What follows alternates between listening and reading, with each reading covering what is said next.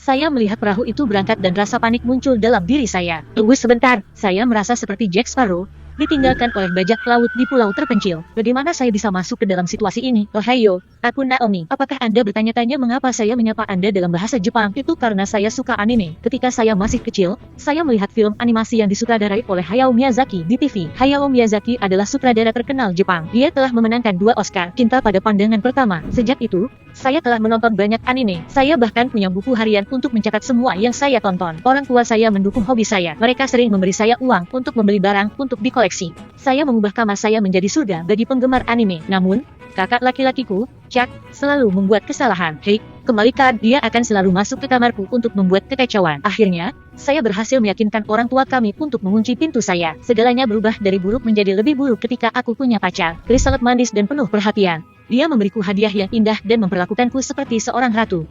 Tapi entah kenapa, Chuck langsung tidak menyukainya. Aku tidak ingin melihatmu di rumah kami. Pacarku akan datang ke sini kapanpun dia mau. Kita bisa pergi ke rumahku. Suatu hari, seorang anak laki-laki baru dipindahkan ke kelas Chuck. Namanya Zen. Dia dengan cepat menjadi cowok paling populer di sekolah dan sahabat Chuck. Dia sangat cantik.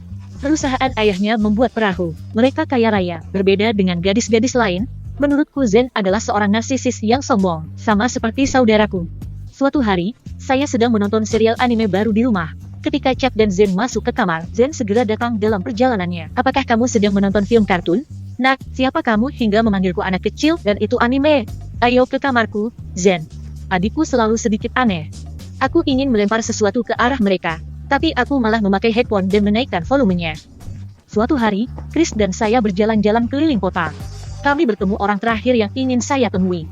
Zen sengaja mendorong bahu Chris saat dia berjalan melewati kami. Perhatikan kemana kamu pergi. Anda harus bergaul dengan teman yang lebih baik. Saran yang bagus. Itu sebabnya aku tidak bergaul denganmu. Sama seperti kataku, Zen juga tidak menyukai Chris. Mereka selalu mencari alasan untuk mengganggunya. Suatu hari, aku sedang berjalan ke kelas ketika salah satu teman sekelasku berlari ke arahku. Naomi, lari. Saya pikir Chris bertengkar. Aku berlari ke halaman sekolah dan melihat Zen meneriaki pacarku. Menjauhlah dari Naomi. Jika aku bisa bersamanya lagi, apakah kamu benar-benar mengancamku? Zen telah melampaui batasnya. Aku berlari ke arah anak-anak itu dan berdiri di antara mereka. Hentikan ini. Apa yang terjadi di sini? Kelas, kalian semua. Chris dan aku berencana pergi ke bioskop sepulang sekolah. Aku menunggunya setengah jam, tapi dia tidak pernah muncul. Kita harus menyelesaikannya. Kamu lucu. Tapi kakakmu dan temannya adalah psikopat. Chris bahkan tidak mengizinkanku mengatakan apapun sebelum menutup telepon. Saya mencoba menelponnya lagi, tetapi dia mematikan ponselnya. Perpisahan kami mengejutkanku. Sesampainya di rumah, Chuck sedang bermain di komputer seolah-olah tidak terjadi apa-apa. Itu adalah pukulan terakhir bagi saya. Hei, aku hampir melewati level itu. Aku tidak peduli dengan permainan bodohmu. Kamu dan Zen menghancurkan hidupku. Apa yang kamu bicarakan? Temanmu adalah alasan aku dicampakkan oleh pacarku. Kenapa begitu mudah, ya? Sepertinya Chris tidak mencintaimu. Vincent, dia tak tertahankan. Aku pergi ke kamarku dan mengetuk pintu. Malam itu, yang aku lakukan hanyalah mendengarkan lagu-lagu Jepang sedih dan mengasihani diriku sendiri dan patah hati. Jauh di lubuk hati, saya setuju dengan Chuck. Jika Chris benar-benar mencintaiku, dia tidak akan menyerah begitu saja. Meskipun demikian, saya tidak berbicara dengan Chuck selama beberapa hari. Saya berangkat ke sekolah sebelum dia dan bahkan membolos kelas terakhir agar tidak bertemu dengannya saat keluar. Dan suatu hari saya pulang ke rumah dan secara tidak sengaja mendengar Chuck berbicara dengan orang tua kami. Chuck berusaha meyakinkan mereka untuk mengizinkannya pergi ke perkemahan remaja. Ini adalah kesempatanku untuk membalas dendam padanya. Aku memasuki kamar dan hendak meminta orang tuaku untuk tidak membiarkannya pergi. Kapan? Oke, kamu boleh pergi, tapi Naomi akan ikut denganmu. Kami akan pergi untuk urusan bisnis selama seminggu. Dia tidak bisa tinggal di rumah sendirian. Apa? Saya tidak mau. Kami sudah membayar kalian berdua. Semoga sukses di perkemahan. Saya mengunci diri di kamar lagi dan menolak keluar. Ibuku meninggalkan makanan di depan pintuku. Saya memakannya larut malam, setelah semua orang tidur. Tentu saja, pemberontakanku segera dipadamkan dengan kejam. Orang tuaku punya kunci cadangan kamarku. Jadi, mereka membukakan pintu dan ibuku menyuruhku bersiap-siap untuk perjalanan. Mengundurkan diri, aku mengemasi pakaian dan buku harianku. Aku menutup koperku dan menaruh penutup yang bagus di atasnya. Saya baru saja membelinya dan itu sangat ketat. Keesokan paginya, orang tua kami mengantar kami ke bandara. Dan di sana, saya mendapat kejutan tidak menyenangkan lainnya. Maaf, menurutku mereka tidak akan mengirimnya. Apa? Bukannya aku ingin berada di sana. Zen dan Chucky dengan cepat melewati pemeriksaan bagasi, tapi entah kenapa aku dihentikan. Cakram logam apa yang ada di kopermu itu? Cakram logam, aku tidak tahu, kita perlu memeriksanya. Buka kopernya, saya harus melepas penutupnya. Ini membuatku kesal karena memakainya sama sekali tidak mudah. Jadi saya memeriksa barang-barang saya dan melihat sesuatu yang seharusnya tidak ada di sana. Tunggu sebentar, itu perlengkapan olahraga Chucky. Mungkin itu tidak muat di kopernya dan dia memutuskan untuk memasukkannya ke dalam koperku. Tidak apa-apa, kamu bisa lulus. Aku mengembalikan barang-barangku dan membuka penutup koper lagi. Kemudian, pada pemeriksaan berikutnya, saya menemukan bahwa ransel saya terlalu berat. Berat yang diizinkan bertambah setengah kilo. Anda dapat memasukkan beberapa barang dari ransel Anda ke dalam koper Anda. Saya membayangkan harus melepas jubah itu lagi dan saya ingin menangis.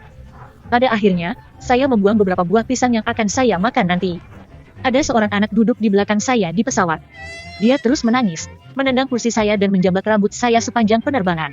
Chucky dan Zen menganggap ini lucu. Seperti yang bisa Anda bayangkan, saya sudah lelah dengan perjalanan itu bahkan sebelum kami mendarat. Namun yang mengejutkan saya menyukai camp tersebut. Itu tampak seperti sebuah hotel. Ada 2 rumah besar. Ketika kami check-in, kami menemukan bahwa perkemahan itu sangat populer. Kami beruntung ayah mendapat tempat untuk kami, dan kemudian saya menemukan sesuatu yang membuat saya tidak bisa berkata-kata. Hanya ada anak laki-laki di rumah tempat kami menginap. Semua anak lainnya adalah anggota tim bola basket putra. Aku adalah satu-satunya gadis di sana. Chucky dan Zen tinggal di kamar yang sama, sedangkan aku tinggal di kamar terpisah.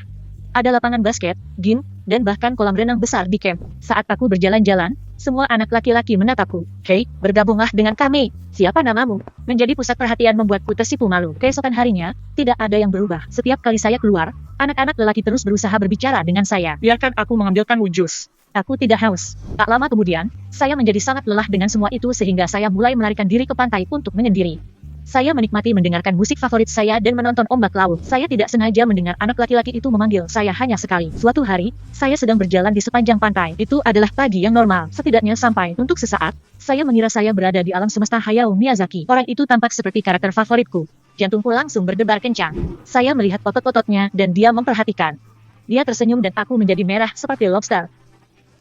Pria impianku berlari ke arahku dan aku tidak tahu harus berkata apa. Hai, saya Jack. Apakah kamu juga ada di perkemahan? Ya, saya Naomi. Ternyata Jack adalah kapten tim bola basket. Dia baru tiba pagi itu. Kami mengobrol sebentar, lalu Jack mengantarku kembali ke perkemahan.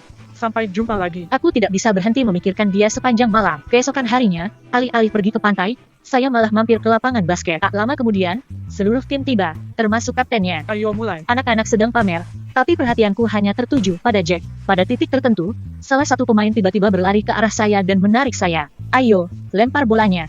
Dia mengangkatku ke tepi dan aku melempar bolanya. Saya berhasil. Tim pemenang bertepuk tangan dan mulai melemparkan saya ke udara. Itu bagus, tapi juga sedikit aneh. Saya mengalami situasi aneh lainnya malam itu. Aku begitu teralihkan memikirkan Jack sehingga aku tidak melihat tanda di pintu dan tanpa sengaja masuk ke toilet pria. Ini adalah sebuah bencana. Untungnya, semua anak laki-laki ada di kabin. Aku ingin berenang di kolam renang, tapi aku malu memakai bikini di depan semua orang. Jadi saya bangun pagi-pagi dan pergi ke kolam ketika tidak ada orang di sana. Namun saat saya sedang berenang, anak laki-laki itu tiba-tiba muncul. Aku ingin segera keluar dari air, tetapi ikatan bikiniku akhirnya terlepas. Rasanya seperti saya terjebak dalam mimpi buruk. Pipiku terasa panas.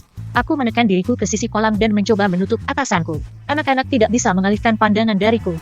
Saya tidak dapat menemukan gespernya. Wajahku semerah lobster ketika Jack tiba di kolam.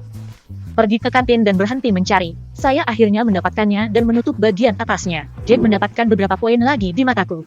Dia sempurna. Saat sarapan, Jack duduk di sebelahku. Aku suka bajumu. Apakah kamu suka anime? Saat aku mengangguk, Jack mengejutkanku lagi.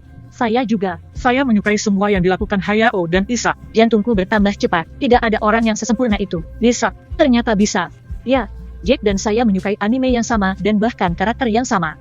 Pada titik tertentu, saya menyadari bahwa Zen sedang memperhatikan kami. Kali berikutnya aku melihatnya adalah saat Jack dan aku sedang berjalan di sepanjang pantai. Mereka mengikuti kami. Suatu hari, Zen menarikku ke samping saat aku hendak menuju kamarku. Jack bukan pria yang tepat untukmu. Saya meledak seperti panci bertekanan tinggi. Pertama Chris, sekarang Jack. Menurutmu siapa yang harus aku kencani? Berhenti ikut campur dalam hidupku. Aku membanting pintu di depan wajah Zen. Keesokan paginya, saya memutuskan untuk berbicara dengan Chuck. Sudah saatnya dia menempatkan temannya pada tempatnya. Namun saat aku masuk ke dalam kamar mereka, yang ada hanya Zen. Aku hendak pergi, tapi kemudian aku melihatnya. Buku harianku ada di tangannya. Apakah kamu sedang memeriksa barang-barangku sekarang? Mengapa kamu memiliki buku harianku? Saya tidak menangkapnya. Aku menemukannya di tempat tidur Jack. Dia juga teman sekamar kami. Maksudmu Jack mencuri buku harianku? Kenapa lagi dia ada di sini? Kamu berbohong. Mengapa kamu tidak tinggalkan aku sendiri saja? Apa yang terjadi? Temanmu adalah seorang psikopat. Bantu aku. Dan pastikan dia menjauh dariku. Sepertinya dia akhirnya menyadari bahwa aku serius.